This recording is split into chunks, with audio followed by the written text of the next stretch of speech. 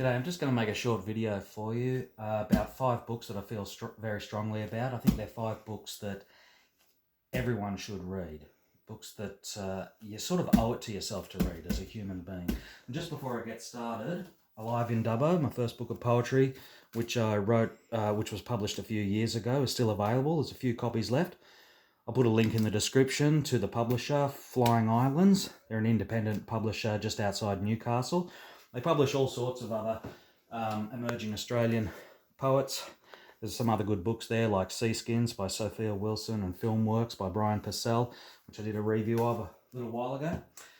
Okay, thanks for that. Anyway, first of all, I've got to mention 100 Years of Solitude by Gabriel Garcia Marquez. Winner of the Nobel Prize for Literature, and I think Salman Rushdie once called it the greatest novel ever written, and it's not hard to see why. It's magic realism. If you don't know what magic realism is, you've got to read this book. Magic realism is essentially a seamless fusion, almost kaleidoscopic and dreamlike in a way, of the real and the fantastic. Okay, it's about the Buende family, which spans 6 generations, and the small town of Macondo, which they founded at the very beginning. This is a book that will stay with you forever. I first read it about 25 years ago, and it's still with me. You know, it'll move you and make you think in ways that you never thought possible. Okay, secondly, A Confederacy of Dunces by John Kennedy Toole. Amazing novel. It's written in the 1960s. There's a lot of tragedy involved behind it too, because the writer John Kennedy Toole unfortunately died without seeing its publication. It was published something like 10 years after his death, I think. But it's a comedy tragedy, basically, and it's got one of the most unforgettable literary protagonists ever, Ignatius J. Riley. You can sort of see him here on the cover, who's a very large man, and he lives with his mother, and he's very eccentric, borderline insane. He's like a 20th century version of Don Quixote, you know, and he gets into all sorts of strife and mischief, sometimes hilarious, sometimes sad, and as you read through the story, you'll find that it's a bit of a race against time, as you'll be desperate to know what's gonna become of him, you know. So Confederacy of Dunces, that's a great one too.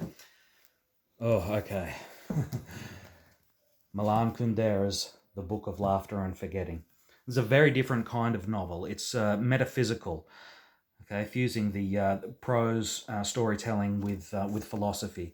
It's a novel in the form of variations, telling about or evoking different aspects of the human condition, particularly to do, obviously, with laughter and forgetting. Laughter is the forgetting. Laughter is the weapon against sadness and despair. The angels and the demons, as it were. That's another unforgettable one that'll remain with you for a long, long time. Okay, you probably all know this one. It's The Catcher in the Rye by JD Salinger. Very few, if any, novels have been able to articulate the frustrations of adolescence, the anxieties, and the confusions, and of course abandonment issues, as reality dawns upon all adolescents as we get older and older, approaching adulthood, that we're essentially in a systemic anthill in society, and finding our place in it and being able to find that and being able to cope with that place can be rather difficult. And the protagonist Holden perfectly encapsulates that alienated youth. So yeah, if you haven't read it already, check it out. Catcher in the Rye. Okay, and lastly, this is a bit different. Mouse by Art Spiegelman. This isn't actually a novel, it's a graphic novel or comic book of over 100 pages. Art Spiegelman's an American cartoonist, extremely talented man. This is the only comic book in history, incidentally, to win the Pulitzer Prize. So that's definitely noteworthy. It's autobiographical.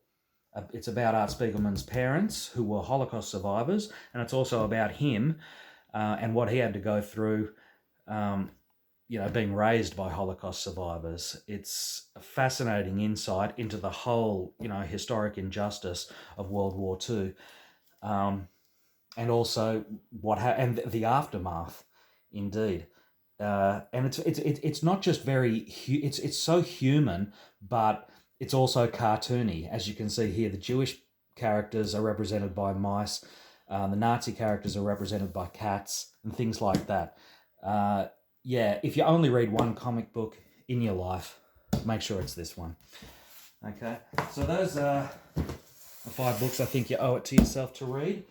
And just lastly, before I go, don't forget Alive in Dubbo and other great books from Flying Islands, Filmworks, Seaskins, and many others. I'll put a link in the description.